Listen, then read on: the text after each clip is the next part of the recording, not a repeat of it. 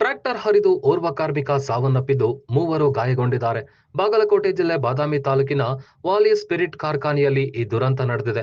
ತಡರಾತ್ರಿ ಮಲಗಿದ್ದ ವೇಳೆ ಕಾರ್ಮಿಕರ ಮೇಲೆ ಟ್ರ್ಯಾಕ್ಟರ್ ಹರಿದಿದೆ. ಗಾಯಗೊಂಡವರನ್ನ ಬಾಗಲಕೋಟೆ ಖಾಸಗಿ ಆಸ್ಪತ್ರೆಗೆ ದಾಖಲು ಮಾಡಲಾಗಿದೆ.